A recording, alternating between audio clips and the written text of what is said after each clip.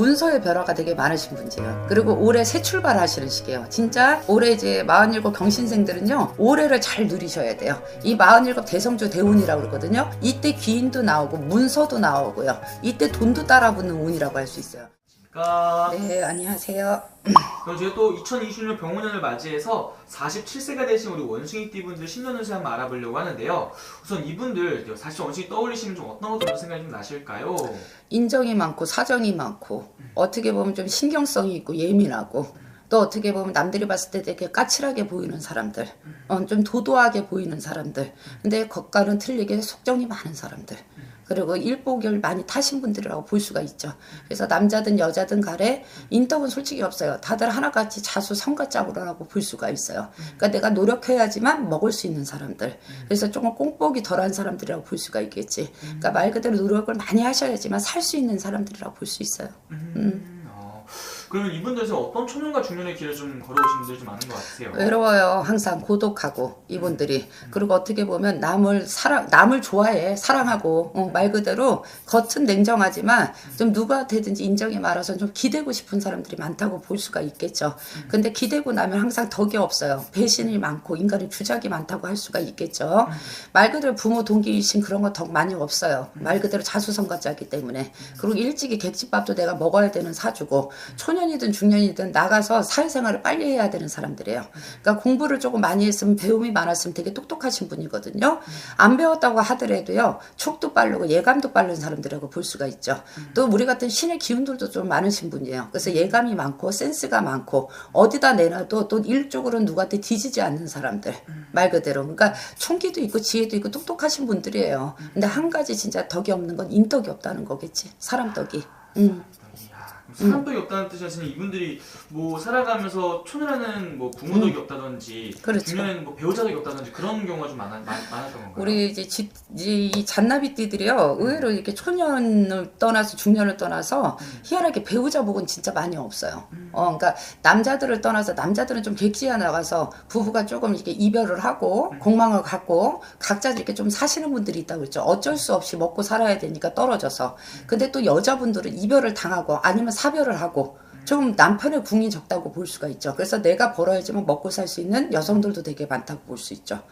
그리고 또 이분들이 어떻게 보면 인물이 좋으신 분이거든요. 그래서 여자들도 또 어떻게 보면 되게 이쁘시고 단아하신 분들이 많아요.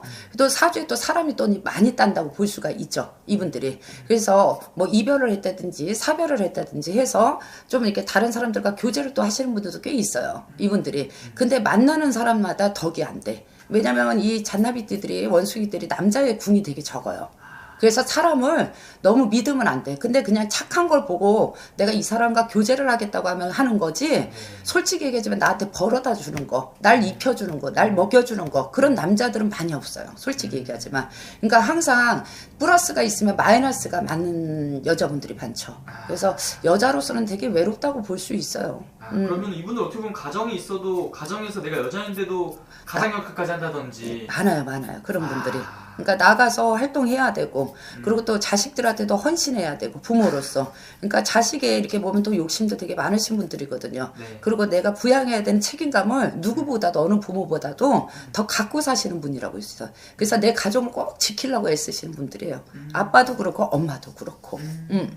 진짜 어떻게 보면 정말 한편으로 굉장히 외롭고 고독한 시간들이 많았을 것 같은 분들이네요. 너무 많죠. 이분들도. 많았다고 볼 수가 있죠. 그럼 이분들 선생님 작년 한 해 좀 돌아보자면 어떤 을사년을 보내신 분들이 좀 많았나요? 지금 이제 을사년 당도에서 이제 46으로 그때 봤다고 하면은요, 이분들도 삼재 나간 지 얼마 안 됐습니다. 솔직히 얘기하지만. 삼재 3년, 삼재 5년이라고 우리가 그러거든요. 들어오기 전부터가 삼재고, 또 그 이제 이렇게 나가고 나서 그 다음까지 주시면 삼재 5년이라고 우리가 솔직히 얘기를 해요.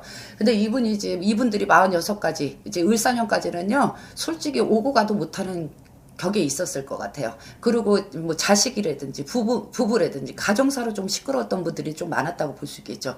뭐 부부라면 남편이 뭐 바람을 피웠다든지 말 그대로 좀 외도가 있었다든지 좀 그런 일로 조금 많이 속상함을 가졌을 거고, 뭐 동기신들한테 나쁜 소리를 듣는다든지 해주고도 내가 나쁜 년이네, 나쁜 놈이네, 그런 소리를 들었던 확률이 되게 많았을 거예요. 그래서 속상했다, 좀 억울했다, 막 그런 걸 많이 갖고 있었을 것 같아요. 그래서 가정이 조금 시끄럽지 않았을까. 자사일적인 것들이 시끄럽지 않았을까? 그랬을 것 같아요, 이분들이. 그래서 돈으로도 좀 힘들고 가정으로도 좀 힘들었던 했지 않았을까 그래요. 답답했던 시기였었겠네요. 진짜. 그렇죠.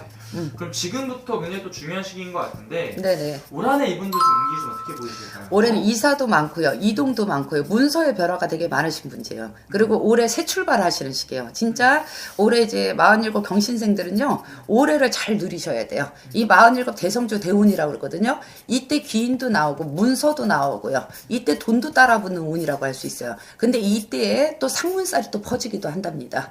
이때 부모 몽상을 잃는다든지 가까운 사람들을 잃어버린다든지. 근데 이때 이 상문이 조금 들어버리면 이분들이 되게 힘들 수가 있는 애가 올해예요. 이분들이. 그래서 웬만하시면 상문을 잘 피해서 들어가셔야 돼요. 그래야지 자기가 올해 대성주 대운에 들었으면서 이 3, 4, 5, 6월 달에 이분들도 되게 좋으신 분들이거든요. 그리고 문서가 늦어도 6, 7월에서 7, 8월 달에 문서가 이동이 되시는 분들이 많아요. 올해 봄에는 자정하고 안정하고 솔직히 얘기하지만 큰 변동을 가지시면 안 돼요. 성주가 움직인다고 하더라도. 문서가 움직이는 건 6월 달, 7월 달, 8월 달들이 엄청 좋습니다. 그래서 장사를 하시는 분들, 아니면 문서를 내놓은 게 매매가 된다. 안 그러면 이직을 한다, 변동을 본다. 그거는 6월 달, 7월 달, 8월 달 하반기에 들어있는 분들이에요. 그래서 그때 이동을 하시면은요, 은자리, 금자리, 뭐 돈을 손에 안 보는 거, 뭐 이사 같은 거 계획은 되게 그때 좋으시고요. 봄에 가시는 분들은요, 너무 이분들이요 또 얌전하신 것 같아도 성격이 불 같으세요. 그리고 까칠하고 깐깐하고 한번 욱할 때는 확 욱하고 성질이 그럴 때가 있거든. 그래서 한 번의 결정을 또 내리시는 분들이에요. 얌전하시는 거죠, 하면서. 그러니까 3월달, 4월달 수전에 변동이 들어오는 것 같은데 이때 조금 막 급하게 움직이시면 실수가 들고 손재가 될 겁니다. 운은 들어와 있지만. 그래서 3, 4월은 너희들이 넘어가거라. 그래서 5월달, 6월달부터 계획하고 생각하고 그때부터 실천을 해라. 그러고 나면 6, 7, 3, 4, 5, 3, 4월 달 넘어가면 5, 6, 6, 7에서 7, 8월 달 딱 되시잖아요. 안정하시고 자정되시고 그때부터 변화 들어가실 거예요. 그럼 이분들 중에서 올 한해 좀 새로운 어떤 도전을 좀 하려고 준비하셨던 분들이 있으면은 도전 정신들이 너무 투철하죠. 이분들은. 네. 이분들은 가만히 있는 성격이 아니죠. 뭐라도 해야 되겠다는 생각을 하죠. 손끝을 놀리는 법이 없지. 발끝을 놀리는 법이 없지. 그러니까 말 그대로 항상 도역을 하려고 그러고 항상 뭔가를 하시는 분이거든요. 그리고 47에 올해 새롭게 일들이 막 퍼져요. 이분들이. 그래서 또 계속 점프를 할 거야. 계속 뛸 거야. 제자리에서 뛰는 거야. 근데 작년, 재작년은 제자리 걸음이었지만 올해는 뛴 만큼 10cm를 가든 20cm를 가든 뭔가가 이제 변화가 들어오는 시기라고 볼 수가 있겠죠. 그러니까 올해는 한 만큼의 결과가 되게 좋으실 거예요. 그 대신 사람 너무 많이 믿지 말고, 알겠죠? 항상 공짜 없다고 그랬어. 그냥 나한테 갖다 주는 돈은 아무것도 없어요. 알겠죠? 그러니까 여자는 남자를 조심하세요. 그리고 남자들은 조금 말 그대로 주변을 조금 잘 돌아보셔야 돼요. 그러셔야 되는 시기예요. 그래서 이분들 태어난 월생으로 좀 본다면은 좀 몇 월생분들이 좀 올 한해 좀 더 기대해봐도 괜찮을까요? 지금 3월달생들도 되게 좋고요. 5월생들 좋고요. 7월달생들도 좋고 11월달생들도 좋습니다. 그렇게 좋아요. 3월달생들은 이 3월생을 가지신 분들은요. 여자들은 남자 같고 남자는 여자 같은 성격들을 가지고 있어요. 그래서 이제 남자들은 이때에 막 변화가 들어오는데 생각하다가 도약이 안 될 수 있는 시기고요. 또 여자들은 이때에 급하게 뭔가를 하다가 조금 뭐라고 그래야 될까? 급하게 일을 이제 하실 때가 있잖아요. 뭔가를 하면 그때는 조금 힘들 수 있어요. 3월생들은. 그러니까 우리 3월달생들은 내 생일달에 3월달, 4월달을 잘 넘어가라 얘기해주고 싶어요. 좋은 운이 들지만.